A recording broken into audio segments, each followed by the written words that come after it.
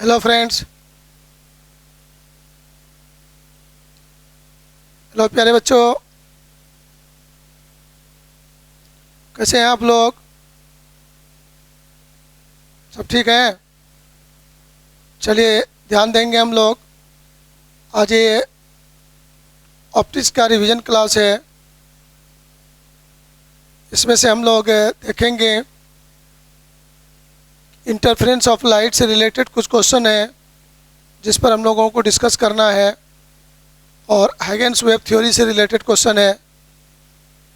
तो important question के अंदर लॉ ऑफ रिफ्रैक्शन आपके लिए है, जिसको हम लोगों को आज समझना है।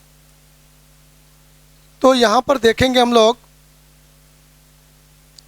कि सर सबसे इम्पॉर्टेंट चीज़ है कि हाइगेंस थ्योरी क्या कहता है। तो हाइगेंस के अनुसार कहता है कि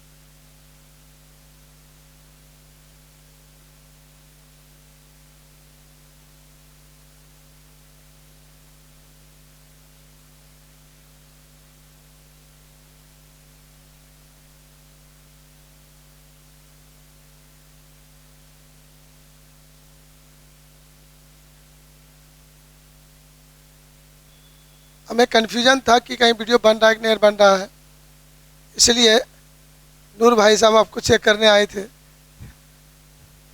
उन्होंने चेक कर लिया, कह दिया ओके सर है। तो चलिए, गुड़ गुड़ चेला चीनी वाला बात।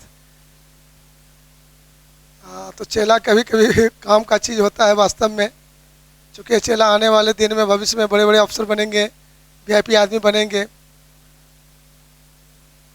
अब हम लोग टॉपिक पर चलते हैं, और टॉपिक हमारा था हाइगेंस वेव थ्योरी पर डिस्कस। तो चलिए देखते हैं हम लोग और से।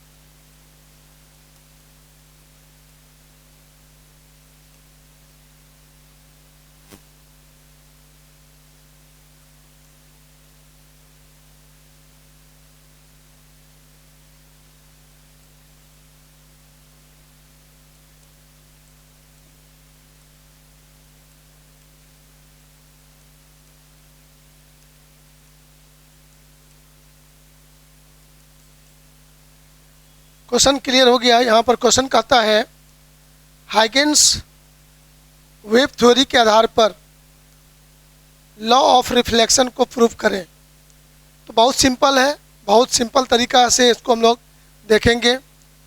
तो angle I equal to angle R prove करना है। तो उसके पहले हमको यहाँ पर एक छोटा सा चीज़ याद करना है कि हाइगेंस सेकेंडरी वेवलेंथ्स का थ्योरी क्या था। उसमें यह कहना था कि लाइट को प्राइमरी वेव फ्रंट से सेकेंडरी वेव फ्रंट तक जाने में प्रत्येक पॉइंट पर इक्वल टाइम लगता है, और यदि इस बात को मैं प्रूव करने में सफल हो जाऊं तो प्राइमरी वेव फ्रंट है मालूम, तो हम सेकेंडरी वेव फ्रंट कहाँ बना, कैसा बना, कहाँ बना, वो हम डिसाइड कर सकेंगे। तो चलिए हम उसके ऊपर काम करते हैं और उसको आगे बढ़ाते हैं। तो सपोज कीजिए ये प्राइमरी वेव फ्रंट है और ये सेकेंडरी वेव फ्रंट है, सोर्स ऑफ लाइट कोई ना कोई होगा। तो यहाँ पर से इस तरह से हम लोग सोचेंगे, तो इस पॉइंट से यहाँ तक आने में यदि t सेकेंड लगता है तो यहाँ से यहाँ आने में भी t सेकेंड लगेगा और यहाँ से यहाँ आने में भी t सेकेंड लगेगा। तो प्रत्येक पॉइंट से मान लीजिए ये ए बी सी है, तो यहाँ पर से डी ई एफ तक सेम टाइम लगेगा।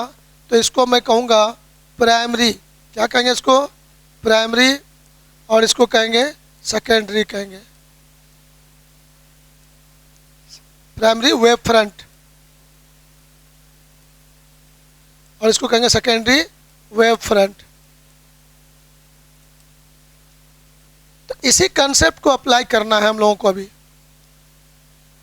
तो चलिए इसका अप्लाई करते हुए हम लोग लॉ ऑफ रिफ्लेक्शन को प्रूव करेंगे। तो ये इक्वल टू टाइम लगेगा, तो चलिए इसको हटाते हैं। तो इसको प्रूव करने के लिए हम लोग मान लेते हैं कि सर एक रिफ्लेक्टर है, परावर्तक सतह बोलेंगे हिंदी में, प्लेन मिरर है, कल्पना कर सकते हैं इसको ऐसा। इसका कुछ नाम आप दे सकते हो, are are dash.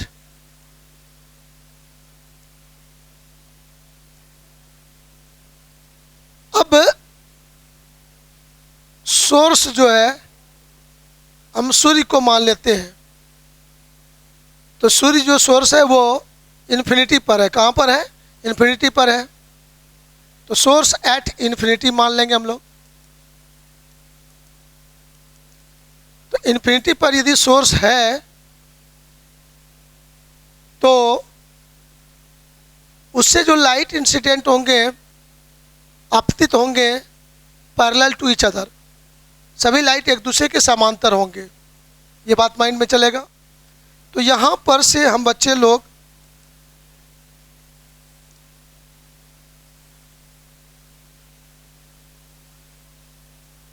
Parallel light incident करा दिए, फर्स्ट लाइट रे, सेकेंड लाइट रे, थर्ड लाइट रे मान लेंगे। तो सोर्स इन्फिनिटी पर है तो वेव फ्रंट बनता है। कैसा वेव फ्रंट बनता है बताइए, plane wave front, spherical wave front, cylindrical wave front, कौन सा, वेरी गुड, सही जवाब है आपका। प्लेन वेव फ्रंट बना और ये बन गया प्लेन वेव फ्रंट। इसका आप नाम दे दीजिए ए बी सी। ये प्लेन वेव फ्रंट आपका बन गया। तो प्लेन वेव फ्रंट जो बना वह रिफ्लेक्टर के साथ, परावर्तक सतह के साथ कुछ कोण बना लेगा। इसका θ1 नाम दे दीजिए आप। क्या नाम दे दीजिए, θ1। ये तीनों लाइट रे यहाँ पर इंसिडेंट हुआ है। तो यहाँ पर एक नॉर्मल लाइन का कल्पना कीजिए आप। यहाँ पर भी एक नॉर्मल लाइन हो गया।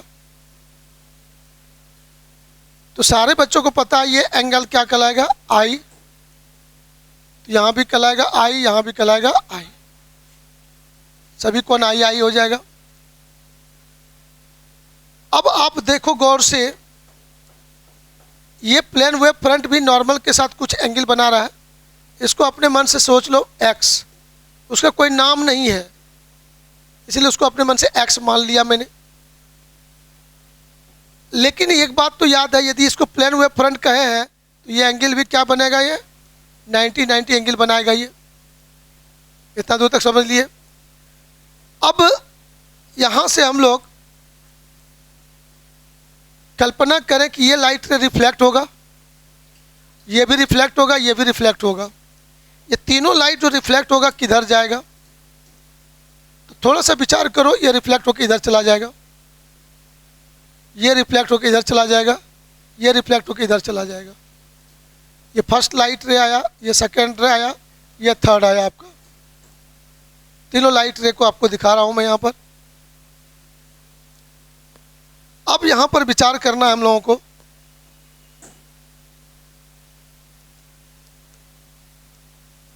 तो ये एंगल आपका हो जाएगा आर, ये एंगल हो जाएगा आर, यहाँ भी होगा आर, लेकिन ज़रूरत नहीं पड़ेगा उसका हमको। चलिए, लेकिन एक चीज़ और दिखा देते हैं। सेकेंडरी वेव फ्रंट भी बनेगा, लेकिन प्रूफ करना पड़ेगा। यहाँ पर से अपने मन से एक लाइन खींच दिए, इसका नाम खींच दिया सर डी ई एफ, इसका नाम दे दिया हम लोग।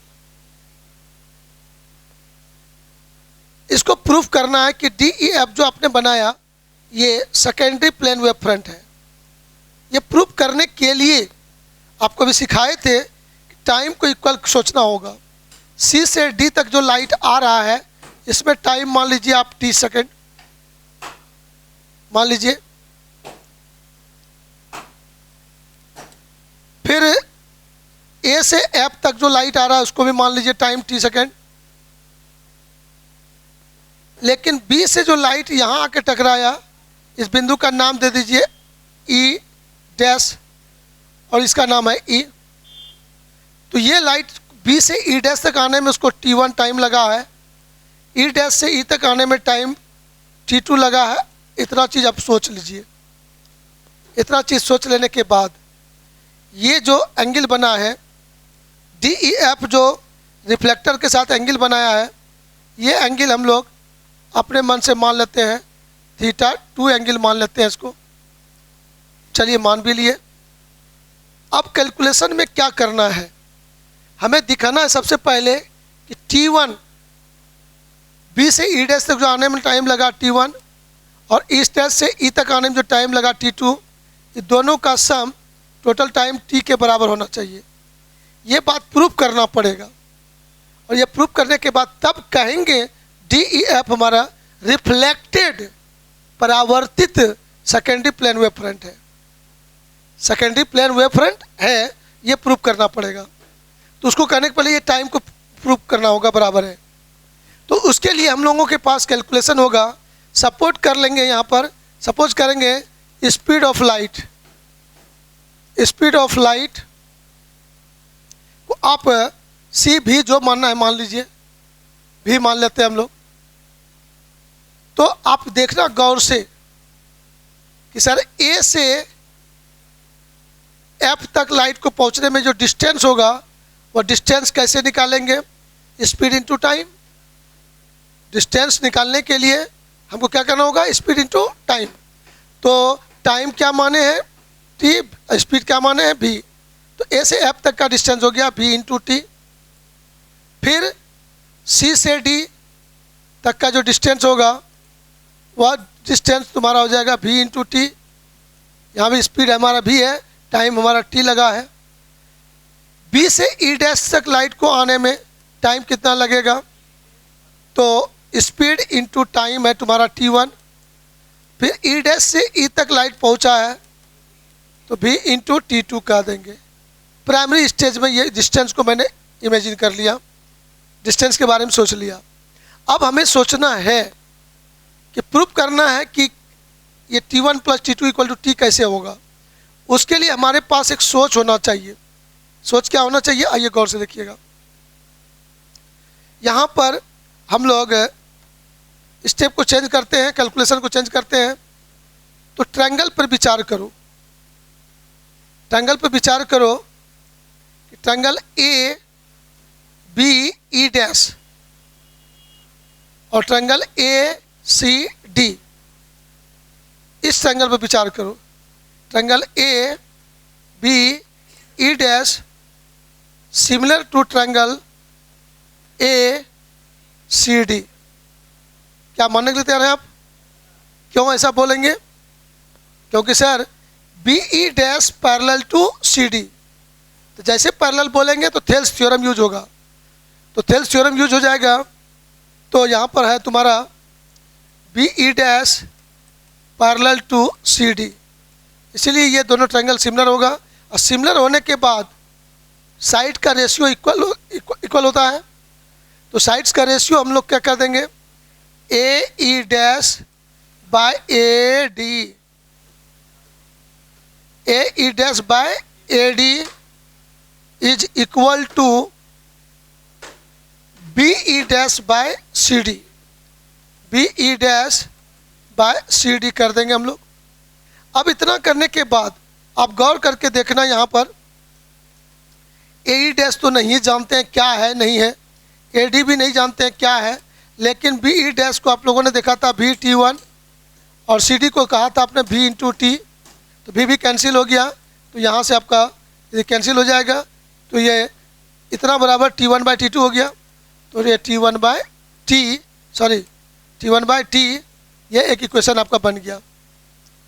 ऐसा फिर से सोचना है, टी और टी वन के बीच रिलेशन आया, अब टी टू और टी के बीच रिलेशन लाना है, तो टी टू जहाँ है उस पर विचार करेंगे। तो टी टू यहाँ पर लिखे हैं तो छुप गया है, इसको यहाँ लिखते हैं। तो ई डैश से ई तक आने में जो टाइम लगा वो टी टू है, तो उस साइड को लेने के लिए हमको ट्रायंगल बदलना होगा, D E dash E D A F.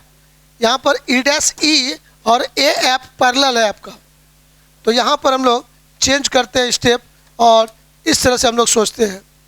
तो सर यहाँ पर कहेंगे हम लोग since E dash E parallel to A F, तो हम लोग कह देंगे triangle D E dash E similar to triangle D A F. जैसे सिमिलर कह देंगे फिर साइड्स का रेशियो लीजिए, साइड का रेशियो लेके बराबर कीजिए, तो D E dash by A D is equal to E dash E by A F. D E dash by A D equal to D E dash E by A F, ये दोनों है इस तरह से। तब यहाँ पर डी ई डैश को हम लोग चेंज करेंगे, इसको लिख देंगे A D minus A E dash by नीचे ए डी आपका रहेगा equal to E dash E तुम्हारा है भी into T two by A F तुम्हारा है भी इंटू टी। तो यहाँ पर ए डी कैंसिल होकर 1 हो जाएगा, 1 minus A E dash by A D हो जाएगा और उधर भी कैंसिल हो जाएगा। चलिए हम लोग उसको कैंसिल करते हैं, तो यहाँ पर हमारा जो सोच होगा इस तरह से हो जाएगा, 1 minus A E dash by A D is equal to T two by T, तो यहाँ से हो जाएगा A E dash by A D is equal to 1 minus ये उधर जाएगा, इधर आएगा T two by T, solve हो जाएगा T minus T two by T. तो ये इक्वेशन नंबर 2 आपका हो जाएगा। तो इक्वेशन 1 में आप गौर करके देखिए, इक्वेशन 1 का LHS और इक्वेशन 2 का LHS आपका ये है, दोनों आपका सेम है। तो दोनों यदि सेम है तो राइट साइड को इक्वल करके हम लोग देखते हैं। तो यहाँ पर हम लोग आगे बढ़ते हैं from equation 1 and 2।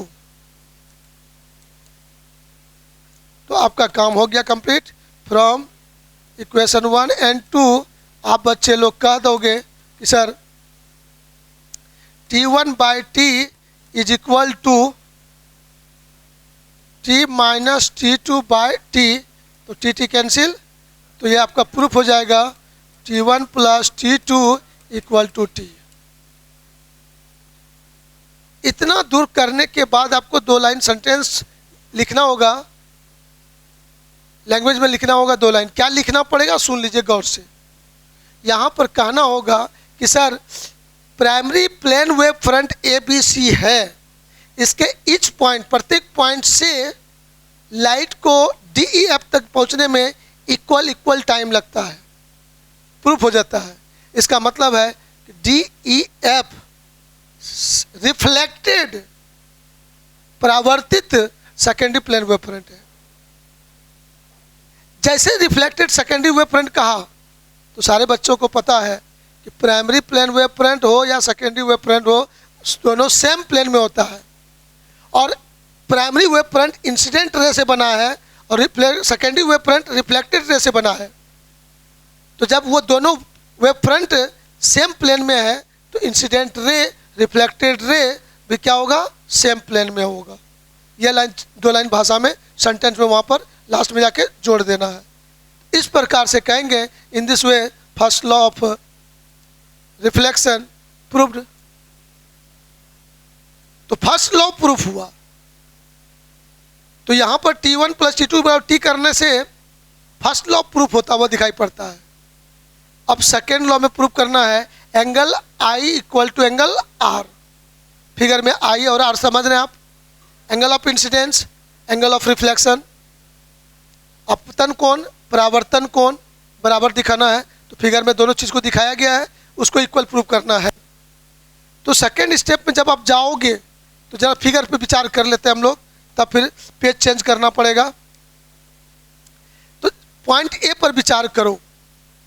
Point A पर जो विचार करोगे वे फ्रंट पर इंसिडेंट रे नॉर्मली होगा, मतलब ये पूरा एंगल 90 होना तय है। और फिर नॉर्मल लाइन से ये जो एंगल बनेगा पूरा, ये भी क्या होगा 90 बनेगा। तो उसको दिखाना है, देख गया आपको यहाँ पर। तो I + x भी 90 होगा और x + θ1 भी क्या होगा 90 होगा। उसी दोनों को यूज कीजिए तो I और θ1 में रिलेशन आपको मिल जाएगा। फिर आ जाइएगा यहाँ पर डी पॉइंट पर। तो डी पॉइंट पर जैसे आइएगा तो यहाँ पर गौर से देखिए, ये एंगल आपका नॉर्मल तो टेढ़ा लग रहा है देखने में, उसको सीधा कर देते हैं।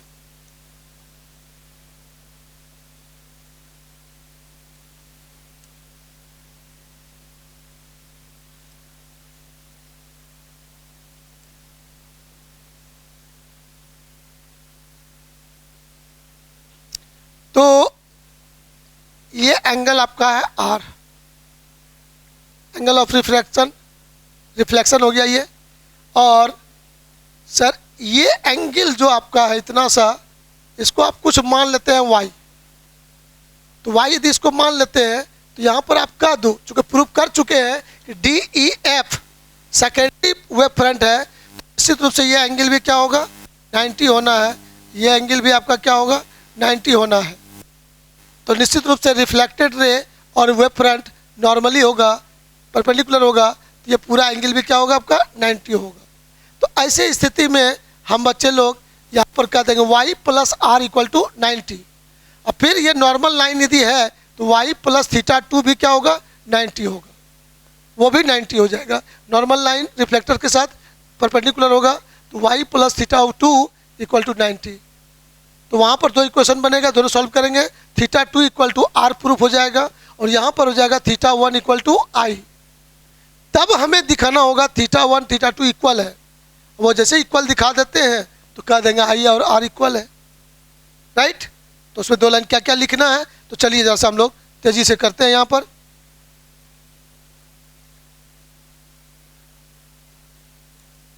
या पेज ही चेंज कर देते हैं, ठहरिए, तो फिगर में बैक होकर समझाने में सहूलियत होगा।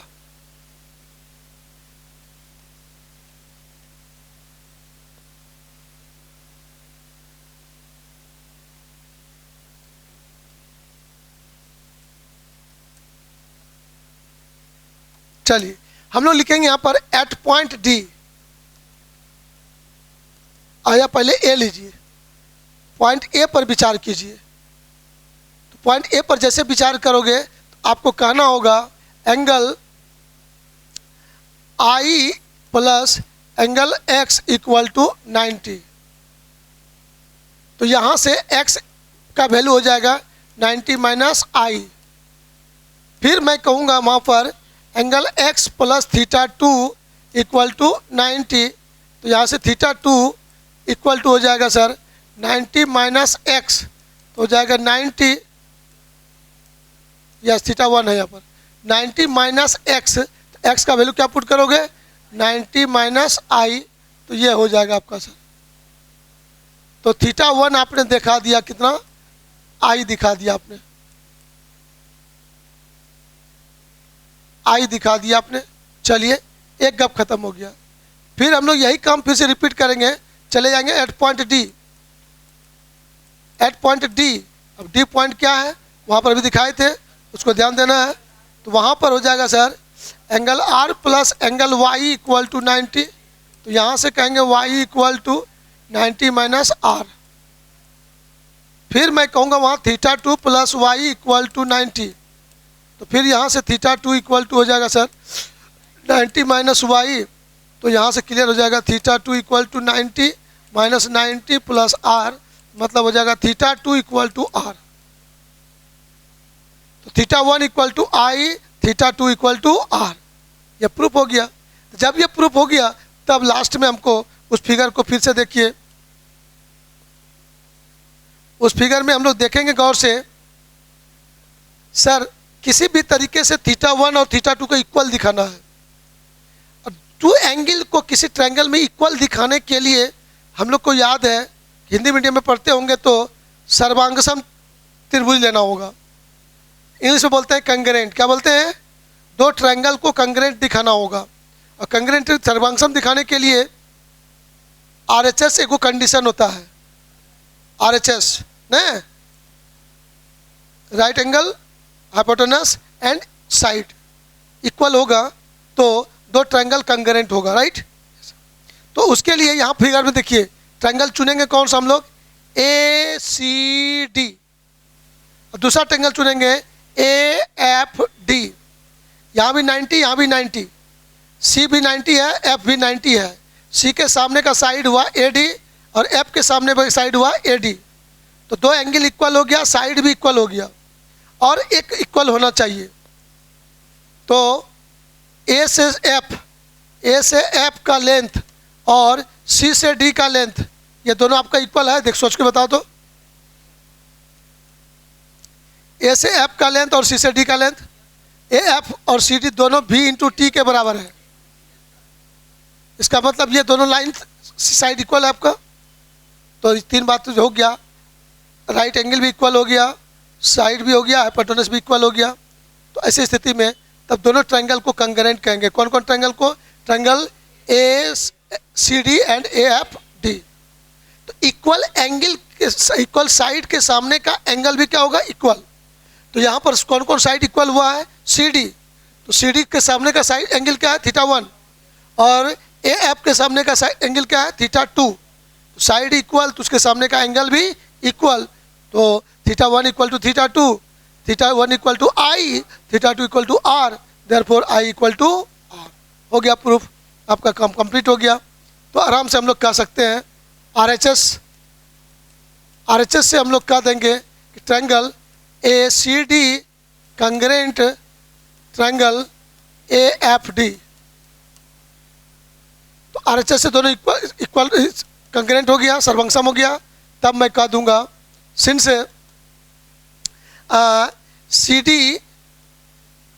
CD equal to AF, therefore CD के सामने का एंगल है थीटा 1 इक्वल टू AF के सामने का एंगल है theta 2, therefore theta 1 equal to I equal to are.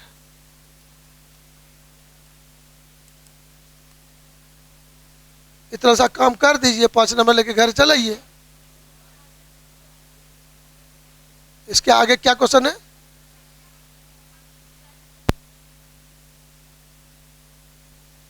शुरू में क्या बोले थे, प्राइमरी वेव फ्रंट से सेकेंडरी वेव फ्रंट पर पहुंचने के लिए। तो जरूरी नहीं है, आजकल क्वेश्चन छोटा पूछा जा रहा है, उसको नहीं भी अटैच कर सकता है, ठीक है।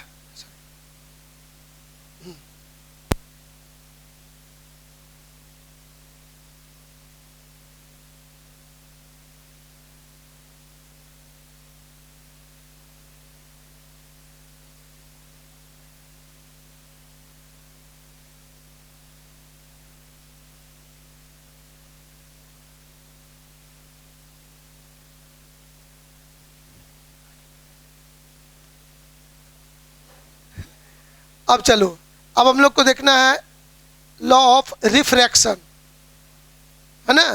तो लॉ ऑफ रिफ्रैक्शन में क्या करना चाहिए, तो सर सब चीज़ वही है, बस थोड़ा थोड़ा पॉइंट चेंज होता है। लॉज ऑफ रिफ्रैक्शन मतलब इसमें क्या प्रूफ करना है, mu equal to sine I by sine R. ये प्रूफ करना है आपको। तो रिफ्रैक्शन का क्रिया हो रहा है, रिफ्रैक्शन के में परावर्तन नहीं अपवर्तन अब पढ़ना है। तो उसके लिए परावर्तक सतह नहीं चाहिए, अपवर्तक सतह चाहिए। रिफ्रैक्टर, जहाँ लाइट एक मीडियम से दूसरे मीडियम में पास कर सके, उसको सेलेक्ट करना है। तो यहाँ पर क्या होगा, आइए गौर से देखते हैं। एक सरफेस लिया जो मीडियम को 2 पार्ट में डिस्ट्रीब्यूट कर रहा है, ट्रांसपेरेंट है, प्लेन सरफेस है। तो कांच का एक सतह मान लेते हैं हम लोग। तो नीचे कांच है, ऊपर हवा है, ऐसा कल्पना कर सकते हैं। तो इसको इधर क्या कहते होंगे आप लोग, मीडियम 1 रेयर मान लो, और इधर मान लो मीडियम 2 डेंसर बोल दो। अब मीडियम 1 है तो उसका रिफ्रैक्टिव इंडेक्स कुछ होगा, μ1 बोल दीजिए। मीडियम 2 का एब्सोल्यूट रिफ्रैक्टिव इंडेक्स क्या मान दीजिएगा, μ2। यहाँ पर स्पीड ऑफ लाइट मान लीजिए c1, और इसमें स्पीड ऑफ लाइट क्या मान लीजिएगा, c2। मीडियम चेंज हुआ इसलिए स्पीड ऑफ लाइट चेंज हुआ। इसके जस्ट पहले वाले थ्योरी में स्पीड चेंज नहीं किए थे, क्योंकि लाइट जिस मीडियम में आया था उसी मीडियम में रिफ्लेक्ट हो गया था। तो मीडियम चेंज ही नहीं हुआ, स्पीड भी चेंज नहीं हुआ। लेकिन यहाँ पर लाइट अब चेंज, मीडियम चेंज करेगा, मीडियम चेंज करेगा तो स्पीड भी चेंज होगा। तो आपसे पूछा जाए कि इसमें से C2 बड़ा है कि C1 बड़ा होगा, इसमें C1 बड़ा होगा C2 बड़ा होगा, जल्दी बताइए कौन, C1। काहे को, रेयर मीडियम में स्पीड ऑफ लाइट अधिक होता है डेंसर मीडियम के रिस्पेक्ट में।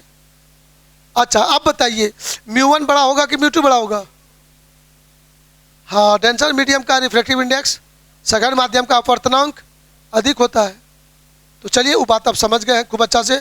μ2 ग्रेटर देन μ1 लेकिन C1 greater than C2।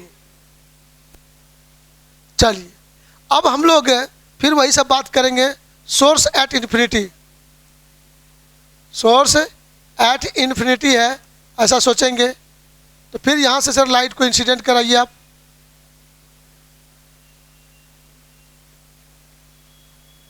Figure को अच्छा से देखिएगा, नोट्स में इसका फिगर थोड़ा सा अच्छा से नहीं बना हुआ था, फिगर को अच्छा से देख लीजिएगा।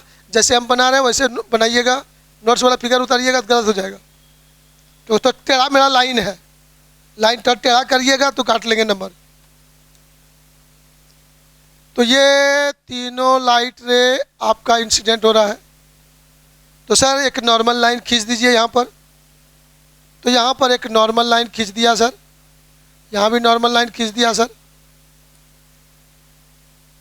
यहाँ भी नॉर्मल लाइन खींच दिया सर। एंगल आई आपका हो गया, ये एंगल आई हो गया आपका यहाँ पर। इधर भी सब आई आई हो जाएगा आपका यहाँ पर।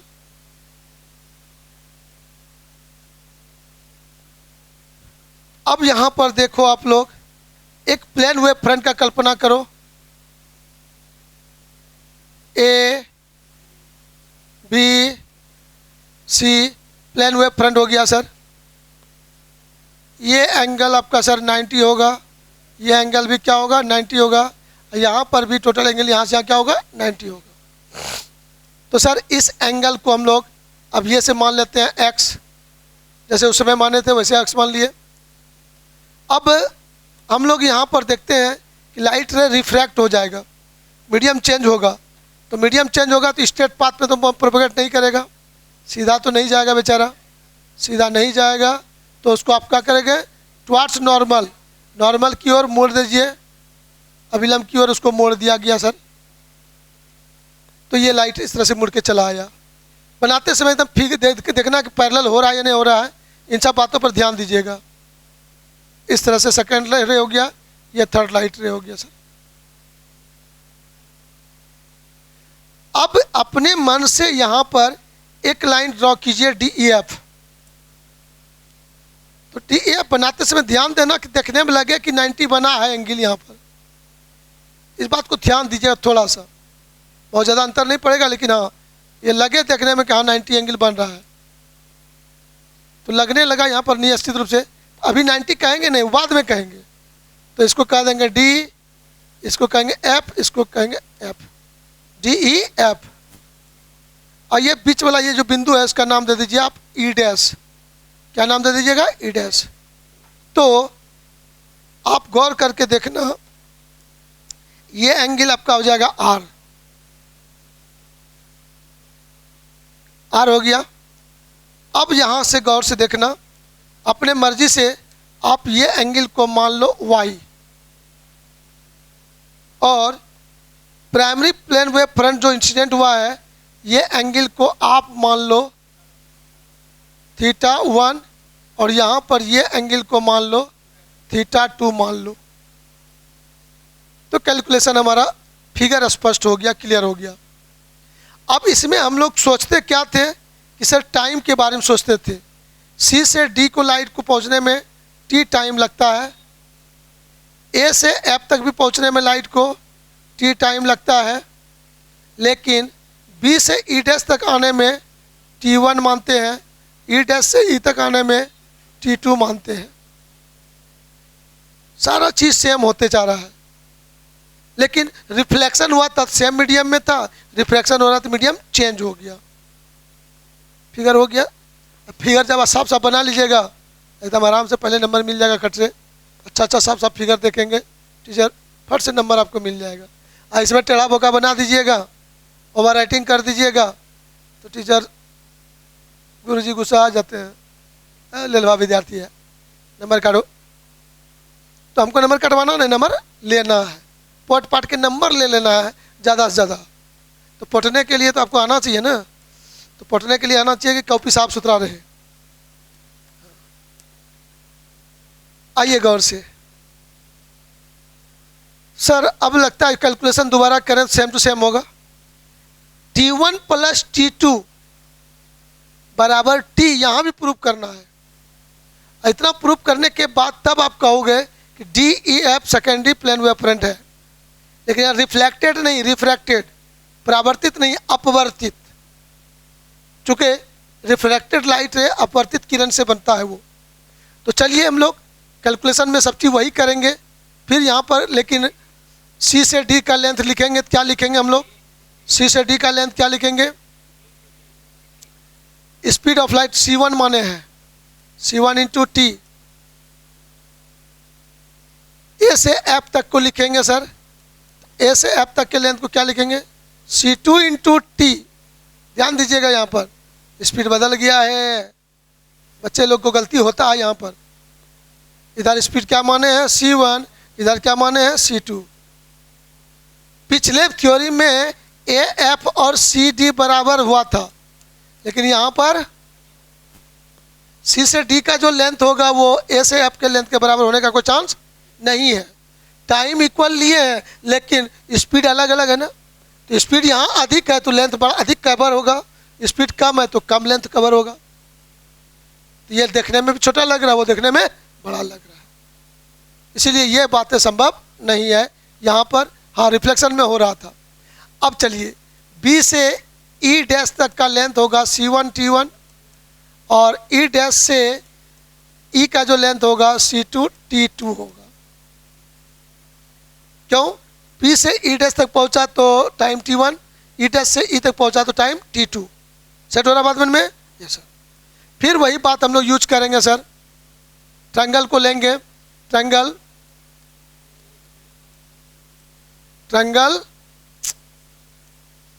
ए सी डी ले लीजिए, या पहले कीजिए A B E dash similar to triangle A C D. फिर सब चीज़ वही कहोगे आप लोग, A E dash by A D equal to sir B E dash by C D. ठीक है, तो यहाँ पर सर हो जाएगा A E dash by A D equal to B E dash C1 into T1 by C dash C D C1 into T. C1 cancel, तो ये हो गया sir T1 by T, equation number 1। फिर हम लोग अब रिफ्रैक्टेड रे तरफ चलते हैं। तो यहाँ पर हमें यह कहना होगा triangle D E dash E similar to triangle D A F, एकदम सेम टू सेम है। तो यहाँ पर D E dash by A D या डी ए लिखिए, कोई बात नहीं, हो जाएगा आपका E dash E by A F हो जाएगा। तो यहाँ पर फिर तुम्हारा डी ई डैश को लिख दोगे, वही वह बात, A E A D minus A E dash by A D equal C two T two by C two into T, E dash E F, E dash E F, ये दोनों term यहाँ पर यूज हुआ, सी to cancel हो गया, यहाँ पर फिर हो जाएगा आपका 1 माइनस ए ई डैश, एकदम याद हो जाना चाहिए, घर में जाके दूसरे दिन नहीं पढ़ना पड़े, जाने बोर्ड एग्जाम लिखना है। A 1 minus A E dash by A D बराबर T two by T, T two by T. तो देखिए सेम आ गया, फिर ये 1 उधर चला जाएगा, उस पर इधर, तो एक अच्छा एक लाइन लिखना पड़ेगा, लिख देते हैं। तो यहाँ पर हो जाएगा sir A E dash by A D is equal to 1 minus T two by T, यह हो जाएगा sir T minus T two by T, equation number 2। तो फिर हम लोग वहीं पर पहुंच गए सर, इक्वेशन 1 का LHS, इक्वेशन 2 का LHS बराबर हो गया। तो RHS को बराबर करेंगे फ्रॉम 1 and 2, बस सीधा बात, फ्रॉम 1 and 2 डायरेक्ट कह देंगे, तो हमारा हो जाएगा सर यहाँ पर T1 प्लस T2 बराबर T, ये प्रूफ हो जाएगा। फिर जैसे प्रूफ हो गया फिर सेंटेंस लिखना होगा, एक 2 लाइन। तो कह देंगे कि डी ई एफ के प्रत्येक पॉइंट से लाइट को डी ई एफ तक पहुंचने में, ए बी सी के प्रत्येक पॉइंट से डी ई एफ तक पहुंचने में इक्वल टाइम लगा। प्रूफ हो गया ये, जितना टाइम सी से डी आया उतने टाइम बी से ई डैश होते हुए ई पर पहुंच लगा, उतने टाइम ए से एफ तक लगा। तो डी ई एफ निश्चित रूप से सेकेंडरी वेव फ्रंट है, और ये रिफ्रैक्टेड रे, अपवर्तित प्रकाश की किरण से बना है, इसीलिए ये रिफ्रैक्टेड सेकेंडरी वेव फ्रंट कहलाएगा। तो प्राइमरी और सेकेंडरी सेम प्लेन में होता है, तो इंसिडेंट रे रिफ्रैक्टेड रे भी सेम प्लेन में होगा, इतना बात आपको वहाँ पर डाल देना है। इस प्रकार से first law of refraction proved. Refraction का ये फर्स्ट लॉ। सेकेंड लॉ में तो तुम्हारा होता है ये स्नेल्स लॉ, है ना, सेकेंड में ये बात बोलना होगा, तो उसके लिए 2-4 लाइन और लिखना पड़ेगा।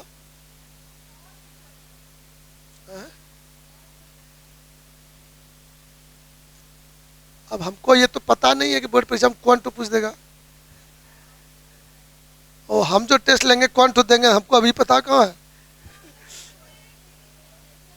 निश्चित रूप से कोई एक ही एग्जाम में आता है। अब देखिए बच्चा लोग सामने बैठा हुआ कहता कि सर दोनों में कौन तो आएगा, वही पक्का बताइए ना। तो थोड़ा सा हम लोग उसमें फंस जाते हैं, इतना निश्चित कर पाना थोड़ा कठिन है। हाँ, लेकिन दोनों में से एक तो आएगा ये बोल सकते हैं। और बच्चा बोला सर अब फिर भी सर आपके मन में कौन ज़्यादा अच्छा लगता है?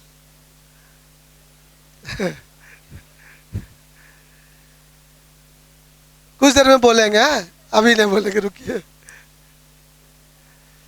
जब बोर्ड परीक्षा 5 दिन बचेगा तब हम बोलेंगे। अभी आप दोनों पढ़िए, अभी से यदि गेस कर दें संजोग बस बैड लक हो गए तो कहिएगा कि मास्टर में फंसा दी को, बोलती हो दोनों आते दोनों पढ़ती हो, बोली को नहीं यह हट हो, हम फंसी के लिए। इसलिए वो आरोप अपने ऊपर नहीं लेने के कारण अभी हम साइलेंट है, आप दोनों पढ़िए इसको। हाँ, एग्जाम में निश्चित एक ही आना है, आना ही है। बढ़ू तो फाइनल हो गया। अब चलिए आइए, इसका जो प्रूफ करना है थोड़ा उसमें और इसमें अंतर हो जाएगा, लेकिन आधा दूरी सेम होगा। यहाँ भी लिखोगे आई प्लस एक्स बराबर 90, फिर एक्स प्लस थीटा 190, तो थीटा 1 इक्वल टू आई हो जाएगा प्रूफ। फिर डी पॉइंट पर आएंगे, Y plus R equal to 90, फिर थीटा 2 प्लस वाई 90, तो वहाँ पर theta 2 equal to R proof हो जाएगा। लेकिन इसमें थीटा 1 और थीटा 2 इक्वल होने का कोई चांस, क्योंकि रिफ्रैक्शन में आई और आर इक्वल होता ही, इसलिए तब, लेकिन यहाँ पर यह प्रूफ करना है सर। तो ये प्रूफ करने के लिए हम बच्चों को रिलेटिव रिफ्रैक्टिव इंडेक्स का कंसेप्ट यूज करना होगा। लाइट रे मीडियम 1 से 2 में जा रहा है, तो मीडियम 1 के रिस्पेक्ट में मीडियम 2 का जो रिफ्रैक्टिव इंडेक्स होगा वो होता है, लिखाता है 1 म्यू 2, और शिकायत है 1 mu 2 equal to C1 by C2।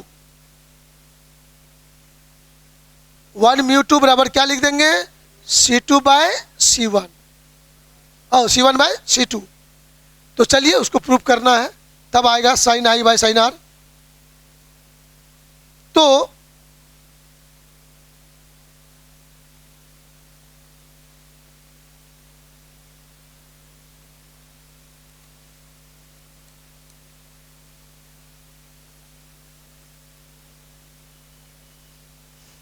फिर उसी तरह से लिखेंगे at point A. At point A आप लोग डायरेक्ट हम लिख देते हैं, समझ गया हो तुम लोग लिखने के लिए, थीटा 1 इक्वल टू आई कहोगे। फिर कहेंगे एट पॉइंट डी, ये प्रूफ करके दिखाइएगा, जबरदस्ती नहीं लिखिएगा। सिमिलरली अभी हुआ है, तो थीटा 2 इक्वल टू आर। हम थोड़ा कंजूसी कर रहे हैं, ये मैं दिखा चुका था जस्ट पहले वाला में, ये भी दिखा चुका था जस्ट पहले वाला में, सेम लिखाने का तरीका यही होगा। इतना होने के बाद हमको ट्रायंगल ए सी डी में, in triangle A C D आप आराम से कह सकते हो sine theta 1, sine theta 1 sir perpendicular by hypotenuse, इसमें टाइम वेस्ट करने का कोई मतलब नहीं। तो थीटा 1 के सामने हो गया तुम्हारा A D C D by, हाँ ए डी, ये हुआ सही बात। तो सी डी का वैल्यू हम लोग जानते थे C1 T1, ए डी को कुछ नहीं जानते हम लोग, रहने दीजिए। फिर मैं कहूँगा in triangle A F D में आएंगे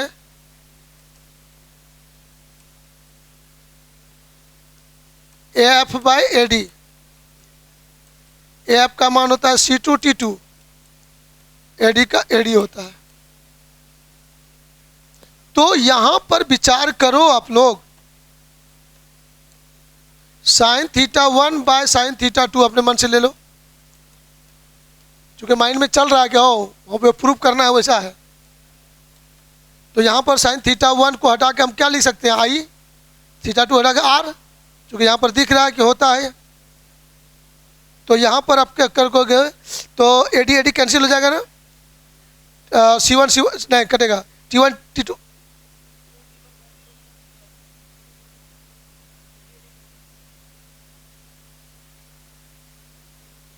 ए एफ का मान C2 T2 लिख दिए हैं, ये लगता है गड़बड़ है। ए एफ टी होगा, यस। सी डी बराबर T1 C1 into T, F बराबर C2 इंटू टी, सबसे ऊपर में लिखा हुआ है। तो यहाँ पर रेशियो लोगे तो आपका हो जाएगा C1 बाय C2 हो जाएगा, टी कट जाएगा आपका। तो C1 बाय C2 तो हम लोग सीख चुके थे सर, साइन आई हो जाएगा, ये साइन आर हो जाएगा, और C1 बाय C2 1 म्यू 2 लिखिए ना।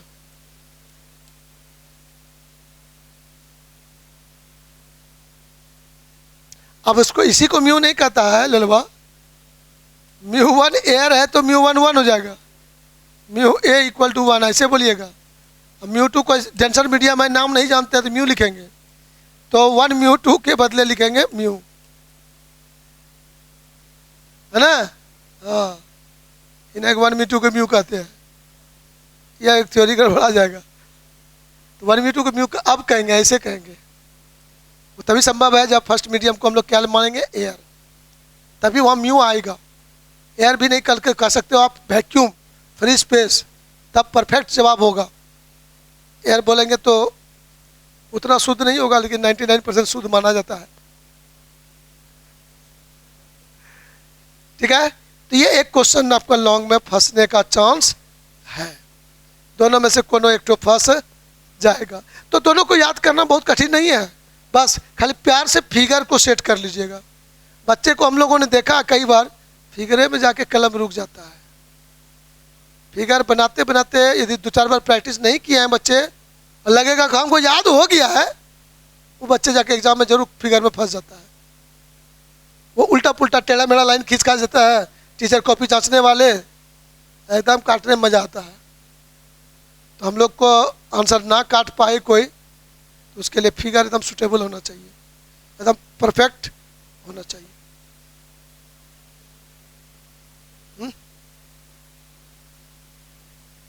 उसमें कोई दम है,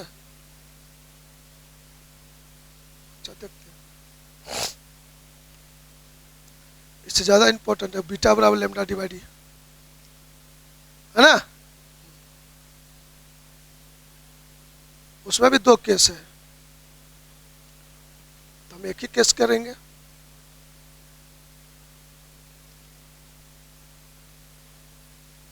आगे बढ़े, चलो देखते हैं। यहाँ पर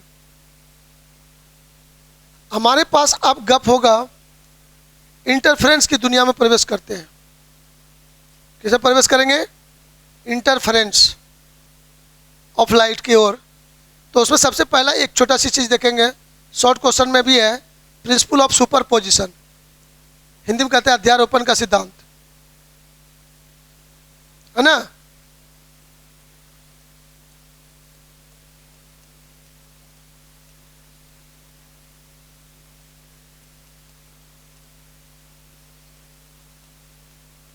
इंटरफेरेंस क्या है, अध्यारोपण का सिद्धांत। अध्यारोपण का सिद्धांत प्रिंसिपल ऑफ सुपरपोजिशन।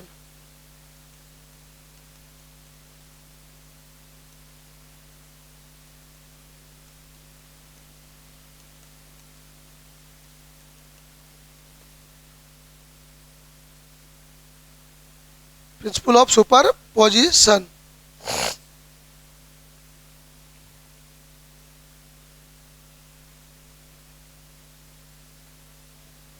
तो 24-25 नंबर में देखिए ना, प्रकाश का व्यतिकरण, इंटरफेरेंशियल लाइट क्या है ना। तो उसी में है प्रकाश के अध्यारोपण का सिद्धांत को लिखे। आपका 24-25 होना चाहिए या 26 में होना चाहिए, है ना। चलिए, प्रकाश का अध्यारोपण, प्रिंसिपल ऑफ सुपरपोजिशन, छोड़े नहीं है तो यहाँ देखिए ना।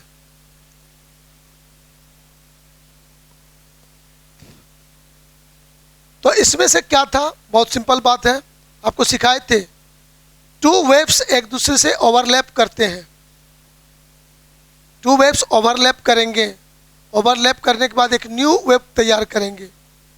तो उस न्यू वेव के कारण जो डिस्प्लेसमेंट होगा, वो डिस्प्लेसमेंट उन दोनों वेव के डिस्प्लेसमेंट के वेक्टर सम के बराबर होता है, राइट। तो उसमें आपको सिखाया गया था कि एक वेव है, मान लीजिए ये एक वेव है, दूसरा वेव है, इसका ये एम्पलीट्यूड मान लेते हैं, मानते हैं ए या y1, इसका मान लेते हैं y2।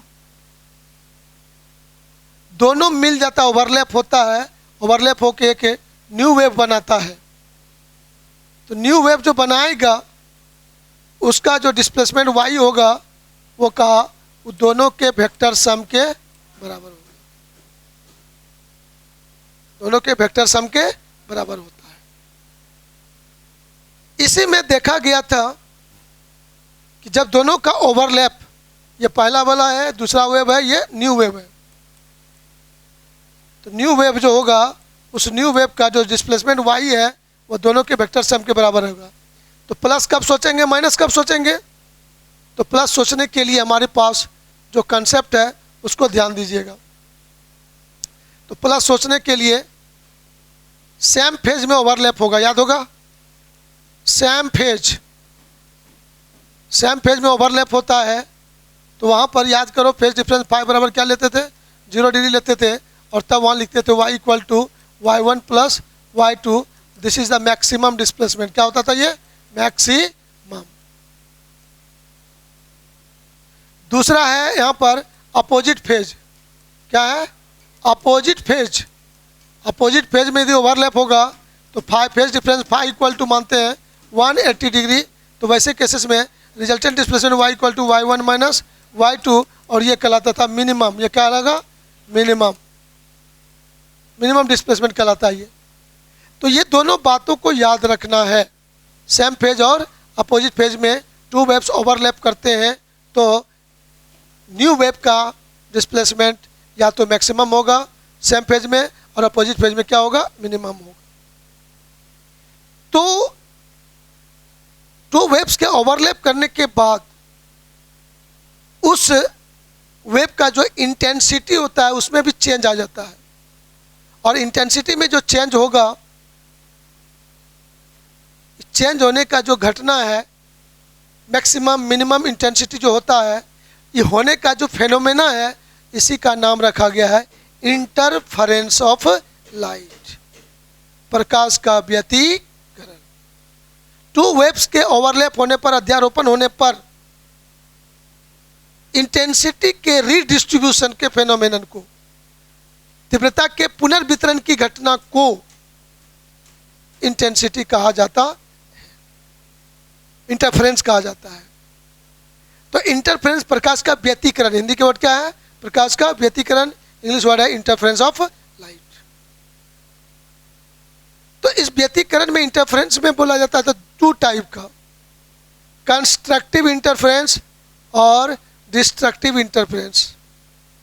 शुद्ध हिंदी में बोलते थे रचनात्मक व्यतिकरण और विनाशी व्यतिकरण। पूछ देगा एग्जाम में 2 नंबर का, right the conditions for constructive interference,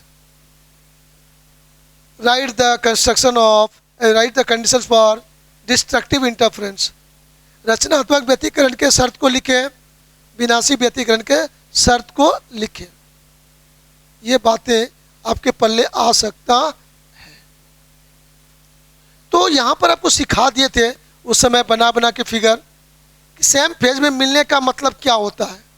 तो सेम फेज में ओवरलैप करने का मीनिंग होता है एक वेव का क्रेस्ट दूसरे के क्रेस्ट से मिले, या एक वेव का ट्रफ दूसरे के ट्रफ से मिले, तो इसको सेम फेज में मिलना कहलाता है। हिंदी में इसको बोलते हैं एक वेव का श्रिंग दूसरे के श्रिंग से, एक वेव का गर्त दूसरे के गर्त से मिलेगा तो कहलाएगा सेम फेज में ओवरलैप होना। और वहाँ पर रिजल्टेंट इंटेंसिटी जो होता था, रिजल्टेंट डिस्प्लेसमेंट जो होता था, वह मैक्सिमम होता था, क्योंकि वहाँ y1 प्लस y2। तो रिजल्टेंट डिस्प्लेसमेंट, न्यू वेव का डिस्प्लेसमेंट इज द मैक्सिमम, तो इंटेंसिटी भी मैक्सिमम, डिस्प्लेसमेंट मिनिमम, तो इंटेंसिटी भी मिनिमम। तो यही इंटेंसिटी का मैक्सिमम मिनिमम रीडिस्ट्रीब्यूशन, पुनर्वितरण का जो घटना होता है, फेनोमेना होता है, इसी को बोला गया है इंटरफेरेंस ऑफ लाइट। इसका एग्जाम्पल है इंटरफेरेंस ऑफ लाइट का घटना कहाँ है, व्यवहारिक जीवन में। सॉफ्ट बबल विभिन्न कलर का दिखता है धूप में। मोर का, पक्षी का जो बॉडी का दिखेगा कलर, डिफरेंट कलर का वो पक्षी दिखाई पड़ता है। तो एग्जाम्पल में पूछेगा, या ऑब्जेक्टिव भी पूछा जा सकता है कि पक्षी के विभिन्न कलर का दिखना कौन घटना कहलाता है, इंटरफेरेंस ऑफ लाइट, प्रकाश का व्यतिकरण। सॉफ्ट बबल, साबुन के फैन का जो बुलबुला बनता है, वो विभिन्न कलर का दिखना क्या कहलाता है, इंटरफेरेंस ऑफ लाइट। याद रहेगा बात, ऑब्जेक्टिव, ये ऑब्जेक्टिव आता है। तो इस तरह से हम लोग देख लिए principle of superposition, interference of light. तो जब इंटेंसिटी मैक्सिमम होता है तो वहाँ पर कहलाता है कंस्ट्रक्टिव, क्या कहलाता है, कंस्ट्रक्टिव इंटरफेरेंस। हाँ, इंटरफेरेंस, हिंदी में कहते हैं इसको रचनात्मक रचनात्मक व्यतिकरण, रचनात्मक व्यतिकरण। और जब मिनिमम वाली बात होती है तो इसको कहते हैं डिस्ट्रक्टिव, डिस्ट्रक्टिव इंटरफेरेंस। हिंदी में कहते हैं विनाशी व्यतिकरण।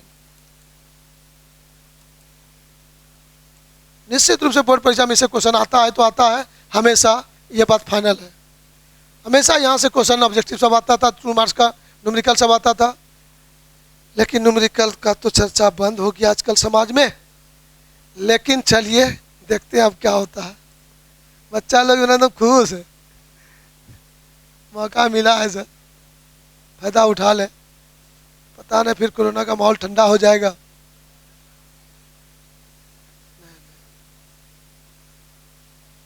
देखिए एक छोटा सा सलाह देंगे आप लोगों को,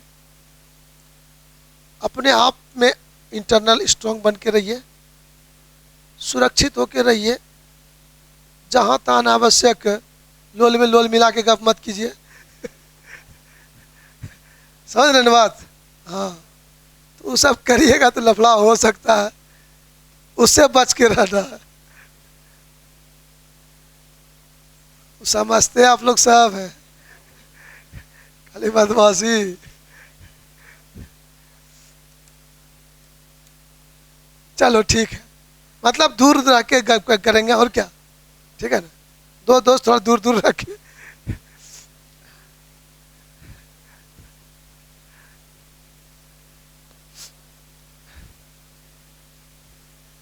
अच्छा चल आगे बढ़े, एकदम जोर लगाइए। और कहीं कुछ नहीं है दुनिया में, आप अपने इंटरनली स्ट्रांग है, आपका सोच स्ट्रांग है, तो आपको कहीं को खतरा नहीं है। आप अपने मन से लॉस हो जाएगा, मन से हतोत्साहित हो जाएंगे तो चारों तरफ खतरा ही खतरा है।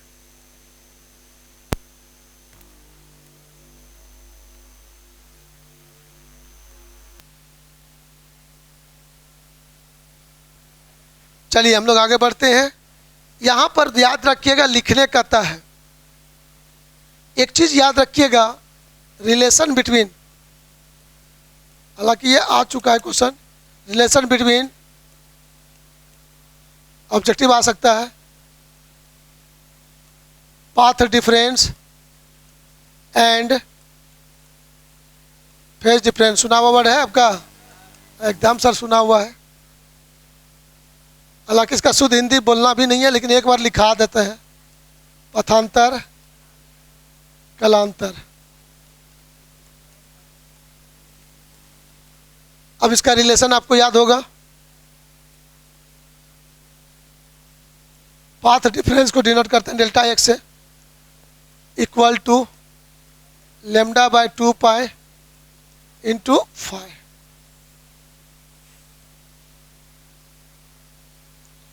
कंफ्यूज होता है बच्चा लोग यहाँ खूब।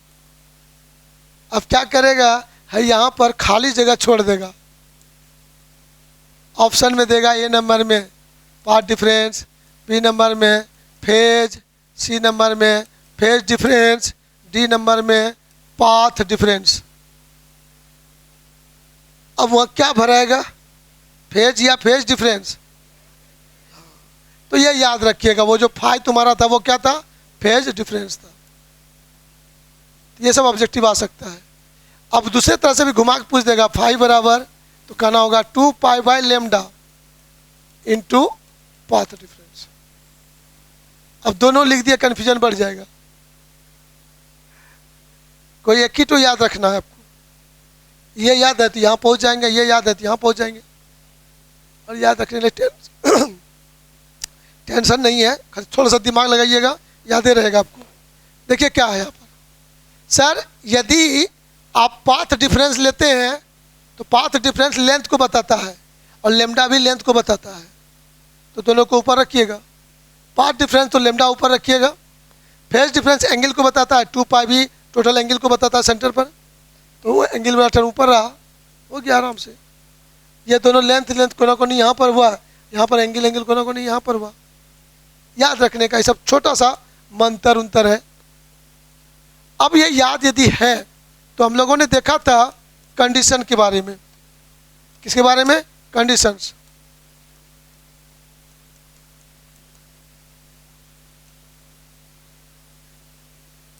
नहीं वो नहीं, वो बाद में।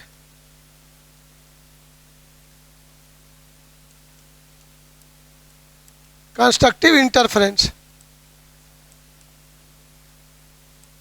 कंस्ट्रक्टिव इंटरफेरेंस का शुद्ध हिंदी क्या हुआ? रचनात्मक व्यतिकरण का शर्त।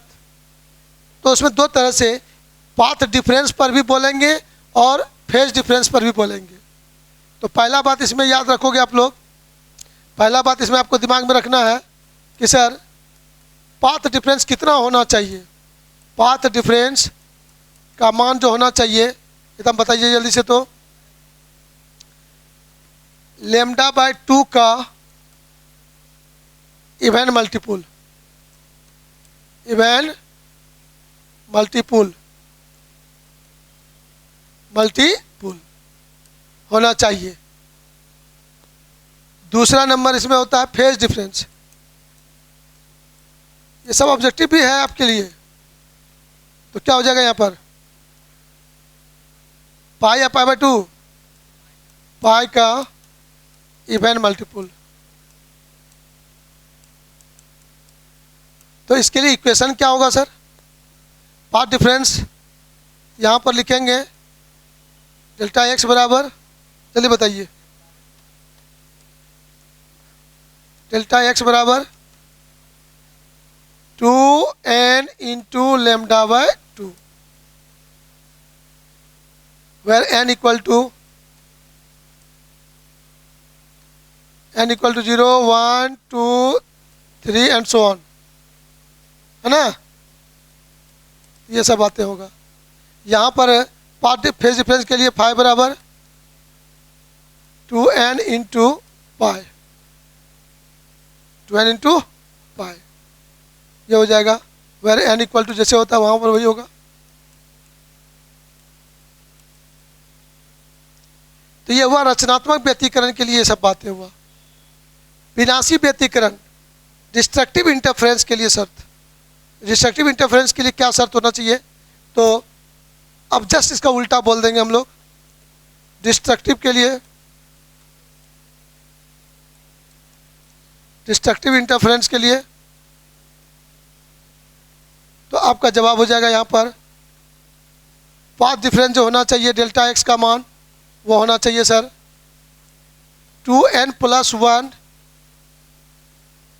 λ/2। इसका मतलब इसको बोलेंगे ऑड मल्टीपुल। क्या बोलेंगे? ऑड मल्टीपुल इसको बोलेंगे सर।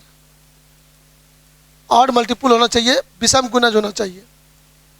दूसरा बात यहाँ पर बोलेंगे, दूसरा बात में है कि पाथ डिफरेंस, फेज डिफरेंस का मान, सॉरी फेज डिफरेंस का मान कितना होना चाहिए, ये भी बोलेंगे 2n + 1 पाई। ये हो जाएगा sir odd multiple of pi, odd multiple of pi, multiple of pi. तो ये सब बातें याद रखना है। तो ये दोनों अलग अलग है, ऑब्जेक्टिव भी यहाँ से है, ऐसे भी सिंपल भी है। अब देखेंगे गौर से, यहाँ पर आपको कभी कभी परेशान करेगा 2n + λ/2, तो 2 2 कट जाएगा तो n लैम्डा होगा कि नहीं होगा? इंटीजर मल्टीपुल भी आ जाएगा, लैम्डा का डैश गुणज। वहाँ लिखा रहेगा इवन मल्टीपुल, ऑड मल्टीपुल और इंटीजर मल्टीपुल।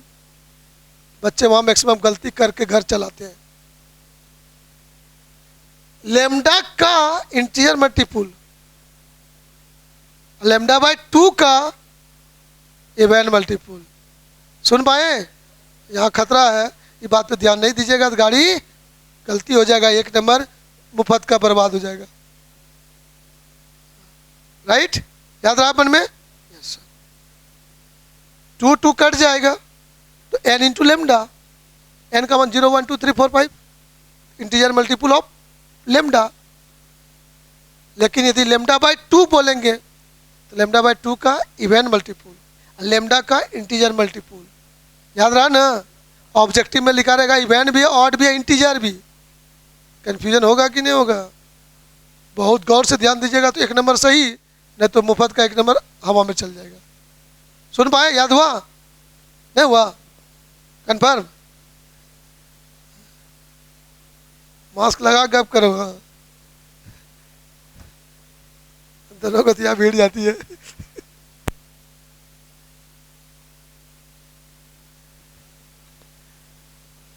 अब देखो, अब एक क्वेश्चन उसमें था कि सर इंटरफेरेंस की घटना होने का शर्त क्या है। अब क्वेश्चन यहां पर एक था तुम्हारे पास, सेशन में देखो क्वेश्चन है, तो उसके लिए करना है क्या क्या सर, गौर से सुनिएगा। उसके लिए क्या करना है, इंटरफेरेंस ऑफ लाइट के लिए इंटरफेरेंस की घटना का शर्त को लिखें। इंटरफेरेंस ये था कंस्ट्रक्टिव डिस्ट्रक्टिव के लिए, लेकिन इंटरफेरेंस होने के लिए क्या क्या जरूरी है सर? तो उसमें बोला था सबसे पहले कि सोर्स मोनोक्रोमेटिक होना चाहिए। क्या होना चाहिए?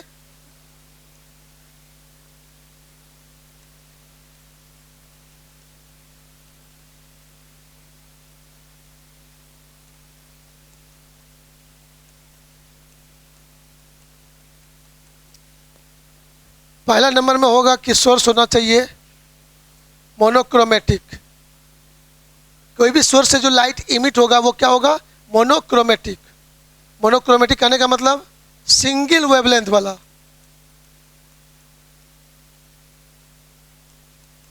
एक वर्णी, शुद्ध हिंदी में क्या बोलेंगे? एक वर्णी। एक वर्णी का मतलब सोर्स से जो लाइट निकलेगा सिर्फ एक ही कलर का लाइट निकलना चाहिए। राइट? Yes sir. दूसरा कह रहा है मोनोक्रोमेटिक सोर्स तो होगा, लेकिन दो सोर्स होना चाहिए। टू वेव के लिए कितने सोर्स होना चाहिए? लेकिन दोनों सोर्स को कोहेरेंट होना चाहिए। क्या होना चाहिए? कोहेरेंट। कोहेरेंट सोर्सेस आपको सिखाए थे यहां पर ऐसे। एक ही सोर्स है यहाँ पर सर, एस मेन सोर्स हो गया, ये सोर्स हो गया एक मोनोक्रोमेटिक। इसके सामने स्लिट रखेंगे, यहाँ दो होल कर देंगे, दोनों होल कर देंगे, यहाँ से वेव निकलेगा और यहाँ से वेव निकलेगा, ये ओवरलैप होगा, तब इंटरफेरेंस की घटना होगी। अलग अलग दो सोर्स लेंगे सर तब नहीं होगा। इसी दोनों सोर्स दो सोर्स की उत्पत्ति किसी एक ही मेन सोर्स से होता है, तब उन दोनों सोर्स को कहते हैं कोहेरेंट सोर्सेस। क्या कहते हैं? शुद्ध हिंदी में कहता है कला संबद्ध स्रोत। क्या कहते हैं? कला संबद्ध स्रोत।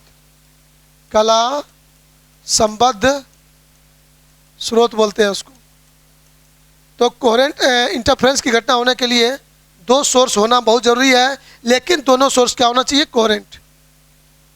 नॉन कोहेरेंट होगा मतलब अलग अलग बल्ब ले लेंगे, अलग अलग बल्ब लेंगे, दो बल्ब, और उससे लाइट जाएगा, तब इंटरफेरेंस की घटना कभी संभव नहीं है। ऐसा भी एक क्वेश्चन लिखा है, आपको समझाने के लिए कहा गया है शॉर्ट क्वेश्चन में।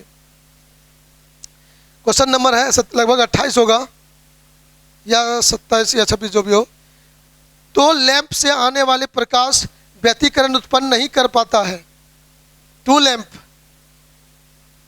तो टू लैंप बोलने का मतलब है कि सर दोनों से जो लाइट निकलेगा वो मोनोक्रोमेटिक नहीं होगा और वो कोहेरेंट भी नहीं होगा, नॉन कोहेरेंट हो जाएगा।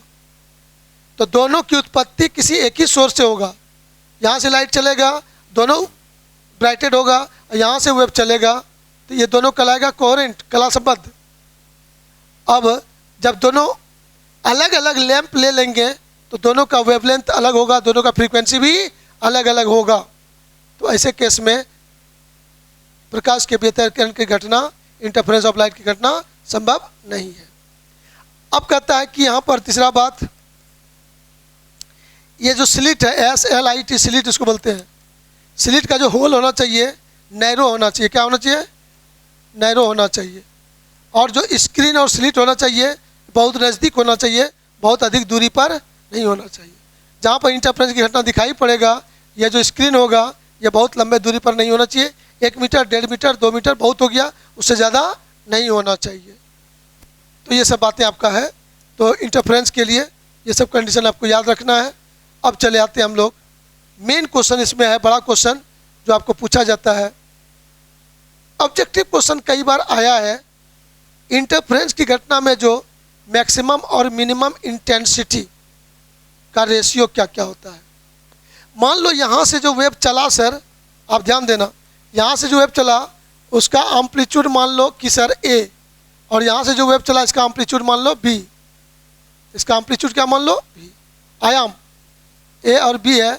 इसका इंटेंसिटी मान लो I1, इसका इंटेंसिटी क्या मान लो I2। तो सर यहाँ पर मैक्सिमम और मिनिमम इंटेंसिटी I मैक्स और I मिनिमम का रेशियो आपका क्या होगा, इसको ध्यान देना है। एम्पलीट्यूड है ए और बी, इंटेंसिटी है I1 I2, न्यू वेव जो बनेगा, वेव जो तैयार होगा, इसका इंटेंसिटी I कितना होगा, इसका एम्पलीट्यूड कितना होगा, और उन दोनों के इंटेंसिटी का जो रेशियो होगा, मैक्सिमम इंटेंसिटी मिनिमम इंटेंसिटी का जो रेशियो होगा वह रेशियो कितना होगा। तो इसके लिए हमारे पास गप होगा a plus B by a minus B का होल स्क्वायर। अब देखेंगे नोट्स पेपर में जाके maximum intensity minimum intensity ratio, उसको जैसे एक बार देख लेंगे गौर से, उसको दिमाग में सेट कर लीजिएगा।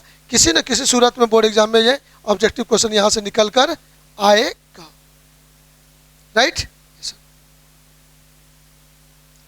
अब हमारे पास एक फार्मूला बचा है, इंटरफेरेंस फ्रिंज की चौड़ाई के लिए बस फार्मूला ज्ञात करें, बीटा बराबर लेमडा डी बाई डी, है ना। वो कैसे प्राप्त करेंगे सर, आइए।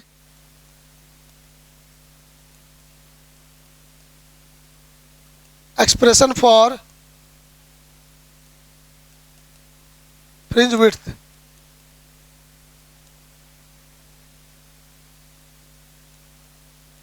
फ्रिंज की चौड़ाई का व्यंजक।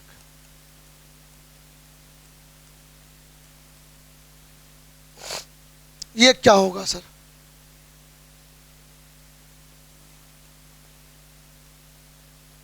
तो यहां पर आप गौर करके देखो तो फ्रिंज की चौड़ाई के लिए व्यंजक क्या है। वो हमारे पास फार्मूला है बीटा बराबर लेमडा डी बाई डी। अब इसमें समझना है small D capital D lambda क्या है सर। तो लेमडा क्या बोले थे अभी, इंटरफेरेंस की घटना के लिए सोर्स होना चाहिए, टू सोर्सेस S1 S2 होना चाहिए, लेकिन दोनों की उत्पत्ति किसी एक मेन सोर्स से होना चाहिए, और वो मेन सोर्स से जो लाइट निकलेगा वह मोनोक्रोमेटिक होना चाहिए, और उसका वेवलेंथ लेमडा है। उसी का वेवलेंथ क्या है, लेमडा है।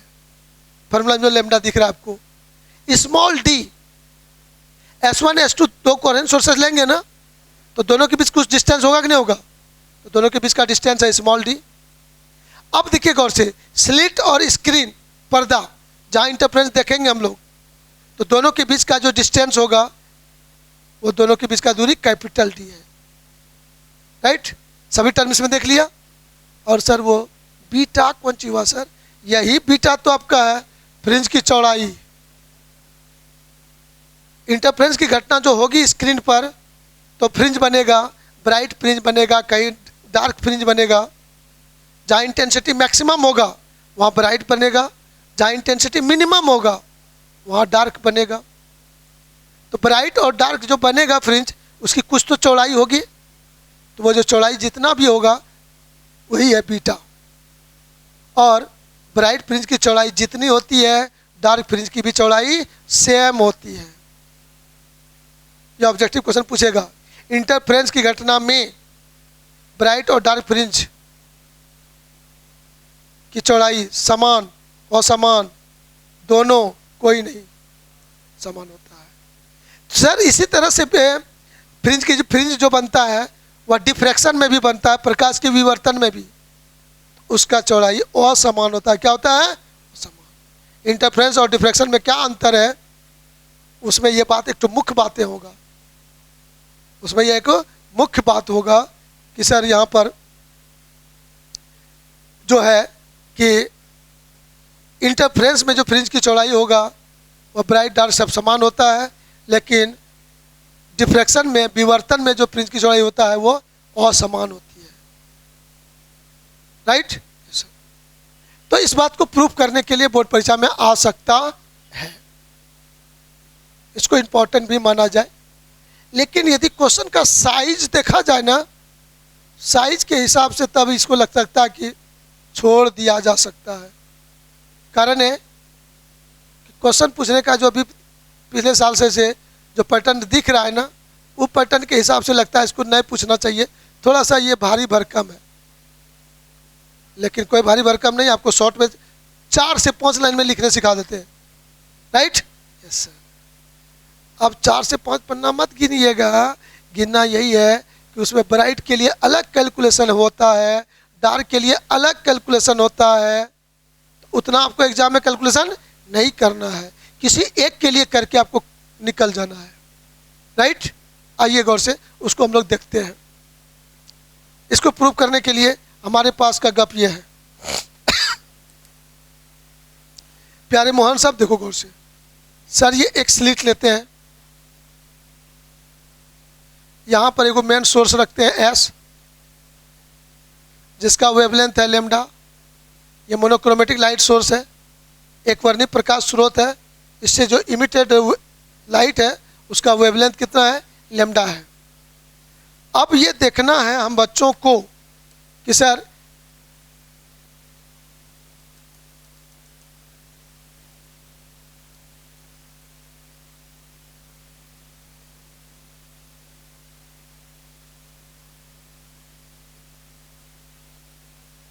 S1 S2 कोहेरेंट सोर्सेस हुआ, 2 कला संबद्ध स्रोत हुआ, इन्हीं दोनों के बीच की दूरी को आपने क्या कहा है?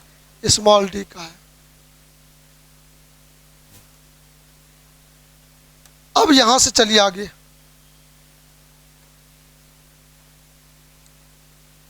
इसके सामने एक स्क्रीन दिखा दीजिए। तो ये स्क्रीन और यहां तक की जो दूरी है ये कैपिटल डी मानेंगे आप, तो ये कैपिटल डी हो गया आपका दूरी है। इसको क्या बोलते हैं? स्लिट, डबल स्लिट बोल सकते हो। इसको क्या बोलोगे? स्क्रीन, स्क्रीन बोलेंगे इसको। स्लिट और स्क्रीन आपका हो गया। यहाँ पर ये पॉइंट यहाँ पर कुछ दिखा दीजिए, इसके पैरेलल यहाँ पर एक लाइन दिखा लाइए, इसके पैरेलल यहाँ पर लाइन दिखाइए।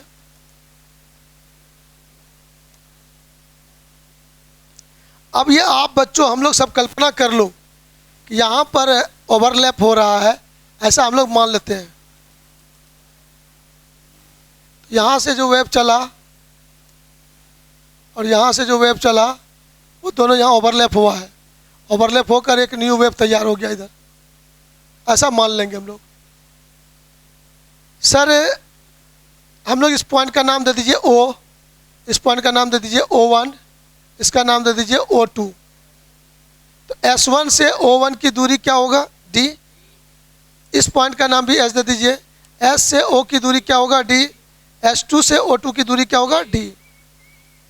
सर हम बच्चों को ज़रूरत है ये पॉइंट O पर जो होता है, गौर से देखिएगा, S1 से पॉइंट O की दूरी, S2 से पॉइंट O की दूरी, दोनों का डिस्टेंस सेम है, तो दोनों के बीच का पाथ डिफरेंस क्या होगा? 0।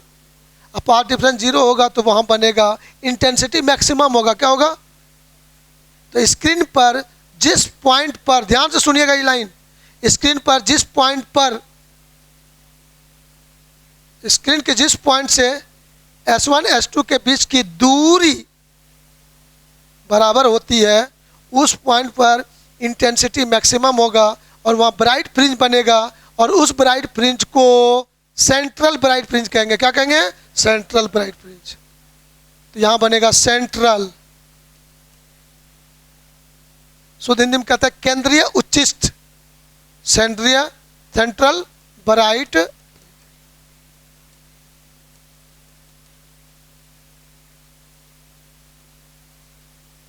सेंट्रल ब्राइट फ्रिंज बनाता है यहाँ पर। अब इस सेंट्रल ब्राइट फ्रिंज से अगला ब्राइट फ्रिंज यहाँ पॉइंट P पर बनेगा, तो जिसकी दूरी को अपने मर्जी से आप कुछ भी ले सकते हो, और ये दूरी को आप क्या ले लो अपने मर्जी से? Y। दूरी को क्या मान लेते हैं हम लोग? Y।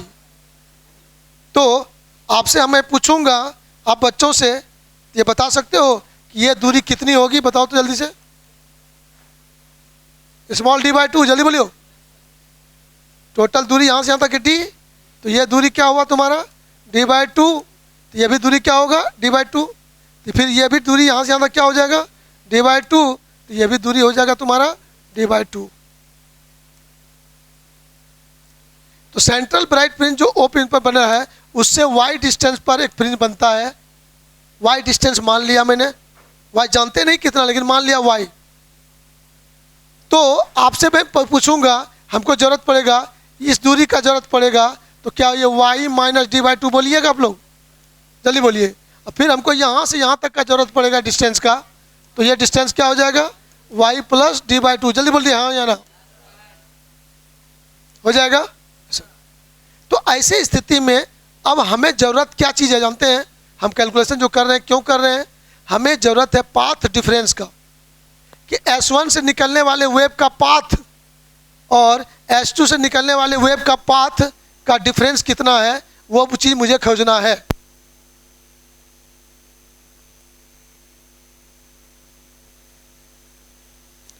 तो उसके लिए हम बच्चों को क्या करना चाहिए, तो उसके लिए हम लोगों को ध्यान दीजिएगा,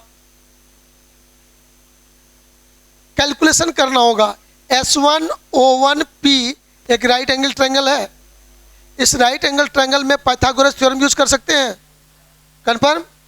तो S1O1P एक राइट एंगल ट्रायंगल है, पाइथागोरस थ्योरम से S1P बराबर हमको लिखना है, तो S1P बराबर हो जाएगा सर डायरेक्ट, तो S1O1 square plus O1P square बोलेंगे। अब निकालना है तो रूट लेंगे, तो रूट नहीं लेके पूरे पावर हाफ लिख सकते हैं कि नहीं, हाफ ले लेते हैं सर। तो ऐसा करने से S1P मेरा निकलेगा, ये पाथ बता रहा है, फिर पाथ डिफरेंस लेंगे, तो S1O1 तुम्हारा क्या है capital D square plus O1P कितना है देखो तो गौर से, O1P y माइनस d/2, तो y माइनस d/2 का होल स्क्वायर, पूरे पे पावर कितना है हाफ है। सर इसको सॉल्व करने के लिए बाइनोमियल थ्योरम का हेल्प लेना पड़ेगा। मैथमेटिक्स का चीज़ आप लोग मैथ के विद्यार्थी जानते होंगे ना, तो इसका बाइनोमियल थ्योरम यहाँ हेल्प लेना चाहेंगे। तो यहाँ पर जैसे हेल्प लेंगे S1P, ध्यान से सुनिएगा, S1P बराबर, तो D को कॉमन ले लीजिए, अब पावर हाफ है तो D स्क्वायर है तो D बाहर हो जाएगा, यहाँ बचेगा 1 plus y minus d/2 by D का स्क्वायर होगा, जल्दी बोलो, और इस पूरे पावर कितना होगा आपका हाफ। ये चीज़ बाइनोमियल थ्योरम पर सेट हो गया सर। बाइनोमियल थ्योरम क्या कहता है याद दिलाता हूँ बगल में, 1 plus x whole power n equal to sir 1 plus n into X, लेकिन कंडीशन है if x is less than 1, x का जो वैल्यू है यहाँ पर वह x से क्या होना चाहिए छोटा, तब 1 प्लस एक्स पावर n का मान 1 प्लस n इंटू एक्स के बराबर होता है। तो यहाँ पर हम लोग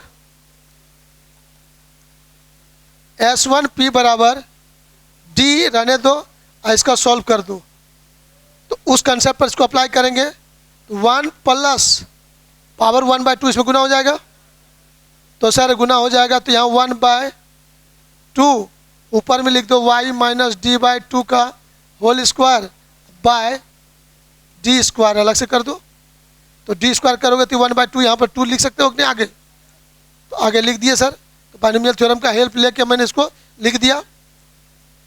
अब इस d से मल्टीप्लाई भी कर देंगे, पर d बाहर निकाले थे, बाइनोमियल थ्योरम पर लाए थे, ला के उसको अप्लाई करके फिर d से मल्टीप्लाई कर देंगे। तो जैसे मल्टीप्लाई करोगे बाबू, तो यहाँ पर देखना क्या हो जाने का चांस है, तो जैसे मल्टीप्लाई करोगे तो तुम्हारा ये चेंज हो जाएगा, S1P इक्वल टू हो जाएगा सर d इंटू डी, ये d हो जाएगा प्लस ये d और एगो d कट जाएगा, तो बचेगा ऊपर में y माइनस स्मॉल d/2 का होल स्क्वायर बाय बचेगा सर 2d, ये S1P निकल गया। तो सर S1 से जो वेव निकला था उसका पाथ निकल गया, तो दूसरा सोर्स जो S2 है उससे भी तो वेव निकलेगा, तो उसका भी पाथ निकालना है कि नहीं, तो सर आप यहाँ सिमिलरली लिख देंगे, सिमिलरली परीक्षा में वर्णन नहीं करना है, सिमिलरली H2P डायरेक्ट लिखेंगे। H2 से जो वेव निकलेगा तो H2P बराबर डायरेक्ट लिख देंगे D plus Y plus D/2। देख लो गौर से क्या अंतर हुआ, उसको खाली दिमाग में सेट करो जल्दी से, ना हो गया। तो यही मेन काम था, ये काम कर लिए, मेरा काम खत्म। क्यों खत्म? क्योंकि हम लोग पढ़ चुके थे कंस्ट्रक्टिव इंटरफेरेंस के लिए, रचनात्मक व्यतिकरण के लिए पाथ डिफरेंस का मान λ/2 का इवन मल्टीपुल सब गुना है ना। तो वही लाइन यूज करेंगे, लेकिन यहाँ पहले पाथ डिफरेंस अपने मन से निकाल के उसके बराबर कर देंगे, सॉल्व कर देंगे, y निकल जाएगा, y निकलेगा बस बीटा निकल जाएगा। तो यहाँ पर अब क्या करना है, S1P तुम्हारा निकल गया, S2P निकल गया। जैसा फिगर को छोटा करके दिखाते हैं आपको, तब बुद्धि काम ज़्यादा करेगा। S2P भी तुमने निकाल लिया सर, S1P भी निकाल लिया। ये दोनों हुआ क्या, यहाँ से जो वेब निकल कर यहाँ आया था, S2 से जो वेब निकल के आया था, दोनों का पाथ निकाला। अब हमको पाथ डिफरेंस चाहिए, क्या चाहिए, पाथ डिफरेंस। तो दोनों का पाथ डिफरेंस कैसे निकालोगे आप लोग, तो घटा देंगे सर, और क्या, S2P माइनस S1P, तो पाथ डिफरेंस निकल जाएगा। तो चलिए पाथ डिफरेंस के लिए हम पेज चेंज करते हैं, जरा सा पेज चेंज करेंगे। तो यहाँ पर हम लोग कहेंगे क्या सर,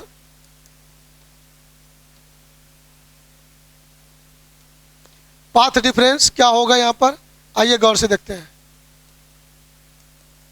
S2P माइनस S1P। अब इसको घटाने के लिए मेहनत बहुत है, तो मैं दिखाता हूँ आपको, मुझवानी घटाने के लिए सिखाता हूँ। S2P आपको दिख रहा है, S1P दिख रहा है। S2P में इसको घटाओगे ना तो D और D खत्म होगा कि नहीं होगा। अब Y प्लस D का बाय 2 का होल स्क्वायर बाय 2D में इसको घटाना है। तो जैसे इसको घटाओगे तो y स्क्वायर आएगा, इसमें भी y स्क्वायर होगा, होल स्क्वायर तोड़ेंगे दोनों का। D square by 4, D square by 4 वो भी खत्म, ये भी खत्म। तो बचेगा 2y/d/2, यहाँ भी बचेगा 2y/d/2। तो इसका भी 2 खत्म, इसका भी 2, यहाँ बचेगा y/d, यहाँ बचेगा तो 2y/d, y/d plus y/d, 2y/d हो जाएगा। और नीचे में क्या बचेगा 2d, तो d बचेगा नीचे में, और ऊपर में बचेगा 2y/d और नीचे बचेगा 2d, फिर वहाँ भी 2 खत्म हो जाएगा। तो पाथ डिफरेंस लेना चाहेंगे तो डायरेक्ट लिखेंगे, बोलिएगा आप लोग जल्दी से क्या याद रहा। यहाँ हो जाएगा 2y/d/2d, करेंगे तो करेंगे, 2 खत्म हो गया, क्या बचा y/d/D। यह इक्वेशन नंबर 3 बोल दीजिए आप।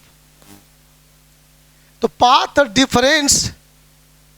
डिफरेंस का सिंबल हम लोग क्या लेते थे, डेल्टा एक्स, क्या लेते थे, तो डेल्टा एक्स तुमने निकाला क्या बाबू लोग, y/d/D, ये आपने निकाला, यही हुआ इक्वेशन 3, है कि नहीं है।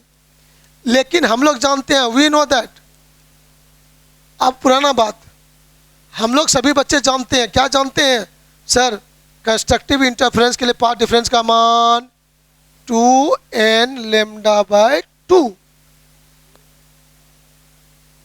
फॉर कंस्ट्रक्टिव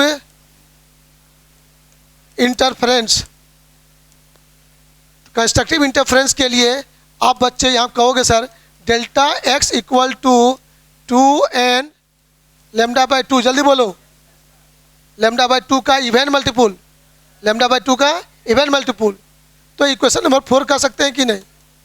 ये मैंने निकाला पाथ डिफरेंस इतना, लेकिन मेरे लोग को पहले से मालूम है कि ये होता है पाथ डिफरेंस, किसके लिए, लेकिन कंस्ट्रक्टिव इंटरफेरेंस के लिए। कंस्ट्रक्टिव इंटरफेरेंस के लिए मतलब इंटेंसिटी मैक्सिमम होने के लिए, और मैक्सिमम इंटेंसिटी हो, इसका मतलब ब्राइट फ्रिंज बनने के लिए, क्या बनने के लिए।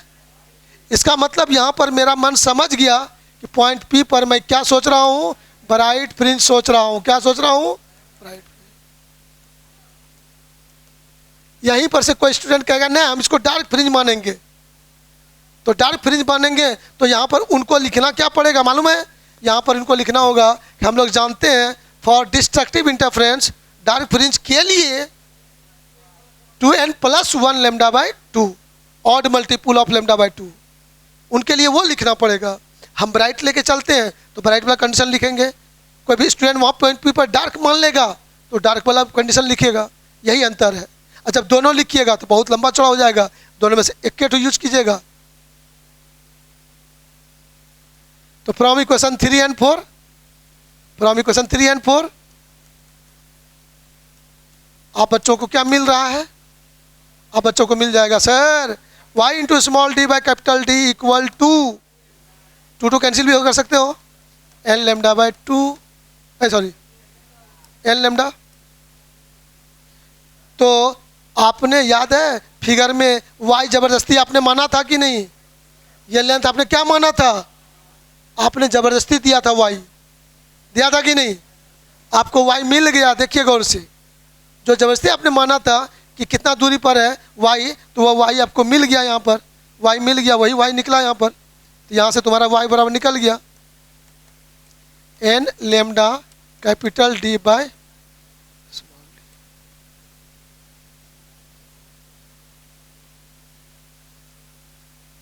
अब यहाँ से सर यहाँ पर हम लोग क्या पढ़े थे?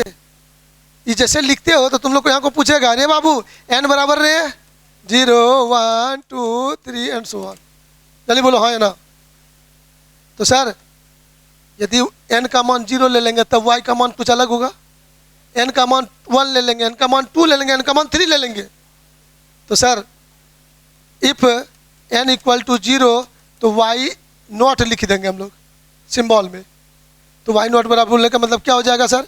0 गुना कुछ lambda D by small D बराबर 0 होगा कि नहीं होगा? सर 0 दूरी पर ब्राइट फ्रिंज बनेगा, तो सेंटर पर ब्राइट बन रहा था कि डार्क बन रहा था? ब्राइट। तो 0 दूरी पर तो मेरा वही बिंदु हुआ कि नहीं हुआ? तो पॉइंट O जो आपको फिगर में दिखाया गया है वह पॉइंट O ब्राइट फ्रिंज बनेगा, यह प्रूफ हो गया। अब कहेंगे सर n बराबर 1, तो सिंबल लिख देंगे सर y1। तो y1 बराबर हो जाएगा sir 1 lambda D by D. फिर कहेगा n बराबर सर 2, तो y2 equal to 1 2 lambda D by D. फिर सर n बराबर सर 3, तो y3 equal to sir 3 lambda D by D. n बराबर सर n, तो yn बराबर n lambda D by D. तो ये सब हम क्यों लिख रहे हैं? हाँ सर, पहला डार्क फ्रिंज, दूसरा डार्क फ्रिंज, तीसरा डार्क फ्रिंज, एनवा डार्क फ्रिंज की दूरी, सॉरी ब्राइट फ्रिंज, सॉरी अभी ब्राइट का चर्चा किए थे हम, तो ब्राइट बोलना है, बीच में गलती से डार्क बोला गया तो गलत हो गया। तो फ्रिंज की चौड़ाई, हेलो, फ्रिंज की चौड़ाई तब कितना होगा सर? फ्रिंज की चौड़ाई कितनी होगी? तो सर हम लिख देंगे बीटा इक्वल टू 2 लगातार फ्रिंज की चौड़ाई मोटाई दूरी, बीटा इसका सिंबल है y2 minus y1, y3 minus y2। Centre से पहला, सेंटर से दूसरा, सेंटर से तीसरा, सेंटर से चौथा, सेंटर से 8वां, सेंटर से 10वां। तो 2 लगातार पहला और दूसरा के बीच का जो दूरी होगा, तो पहला वाला में दूसरा वाला में पहला घटा दो तो वो चौड़ाई बचेगा, तीसरा वाला में दूसरा घटा देंगे तो वह चौड़ाई बचेगा, तो वही होगा बीटा। और वो बीटा सब आपस में क्या होता है? बराबर। और इसको घटा के देखिएगा आप लोग, y2 में y1 घटाइए, y3 में y2 घटाइए, सबका मान क्या आएगा तुमको? लैम्डा डी बाय डी, ये निकल जाएगा। अब इसी में कहेगा कि वेवलेंथ को दुगुना कर देंगे फ्रिंज की चौड़ाई पर क्या इफेक्ट पड़ेगा? डबल हो जाएगा। कहेगा स्क्रीन के बीच की दूरी आधा कर देंगे तो फ्रिंज की चौड़ाई आधा हो जाएगा। सर कहेगा कि दोनों स्लिट के बीच की दूरी S1 S2 के बीच की दूरी डबल कर देंगे तो बीटा क्या हो जाएगा? आधा हो जाएगा। उसके बीच की दूरी घटा देंगे तो फिर बीटा क्या होगा? घट जाएगा, बढ़ जाएगा। तो क्वेश्चन पूछेगा, अरे वो क्वेश्चन है भी आपका 2 नंबरिया में, ऐसा सब क्वेश्चन पूछता था पहले, लेकिन पता नहीं माहौल बदल गया है तो क्या करेगा। क्वेश्चन नंबर आपका 27 में है, यंग्स एक्सपेरिमेंट में प्रकाश के तरंगदैर्घ्य को डबल कर दिया जाए तो फ्रिंज की चौड़ाई पर क्या प्रभाव पड़ेगा। है यही फॉर्मूला बता रहा है। लेमडा को डबल करेंगे फ्रिंज की चौड़ाई पर क्या इफेक्ट पड़ेगा। तो सर हम ना तो S1 S2 बदलेंगे, ना तो स्क्रीन बदलेंगे, फिर सिर्फ जो सोर्स है उसका वेवलेंथ बढ़ा देंगे। तो सोर्स का वेवलेंथ बढ़ाएंगे तो लेमडा बढ़ेगा, लेमडा बढ़ेगा तो बीटा बढ़ेगा। डी बढ़ाएंगे, दोनों के बीच की दूरी S1 S2 के बीच की दूरी बढ़ाएंगे तो बीटा घटेगा, और यदि स्क्रीन और स्लिट के बीच की दूरी बढ़ाएंगे तो बीटा बढ़ेगा। आई बात समझ में। तो इस पर ढेर ऑब्जेक्टिव बन सकता है कि नहीं, तो बन सकता है, बनने का चांस है। फिर हम लोग मिलते हैं अगले क्लास में एक नई एनर्जी के साथ, नए उमंग के साथ। जो बच्चा खिंचा होगा फिर हम लोग मिलते हैं, बात करते हैं। Okay, bye bye.